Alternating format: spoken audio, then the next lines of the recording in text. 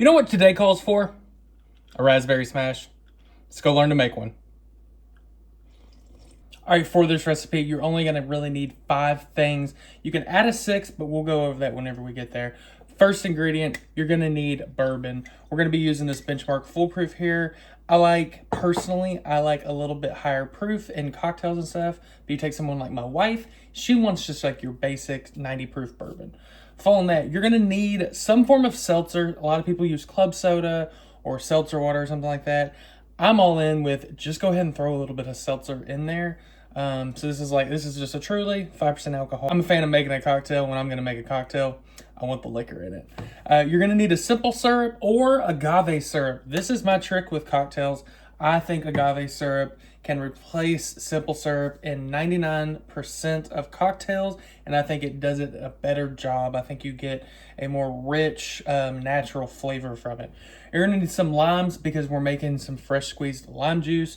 Fresh squeezed lime juice is not even debatable in handmade cocktails. And then finally, you can't have a raspberry cocktail without raspberries. As you can see, I did not pick these off a vine this morning. It is 30 degrees. But let's go ahead and get making of this cocktail. Start out with your tin, no ice in this tin for the time being, and we're gonna start off with our bourbon. You're gonna go with 1.5 ounces of your bourbon or whiskey, whichever you choose, but add 1.5 ounces of that. And then you're done with that, slide that out of the way. Following that, it's time to squeeze our lime juice.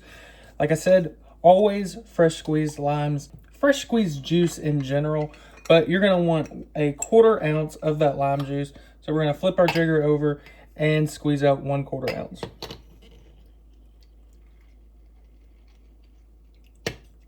Perfect. Go ahead and add that to our mixture. And you can go ahead and get the last half of that lime out of there.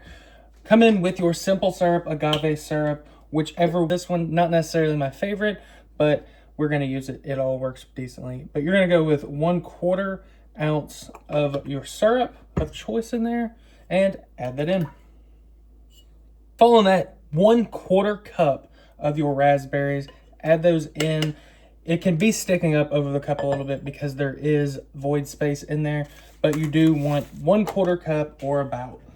Now that we have a majority of our ingredients in there, you can go ahead and muddle your mixture here. Make sure that all the fruit gets smashed down in there and mixed up properly. Should not take very long with the raspberries. Now we are on the downhill slide. Grab the mixing tin of ice that you have and go ahead and add that in.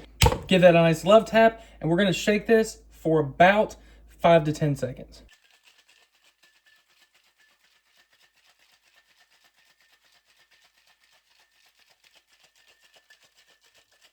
Following that, there is only 2 more steps. Glass with ice, you can use ice balls or actually cubed ice, whichever one you prefer. Pull your mixing tin apart.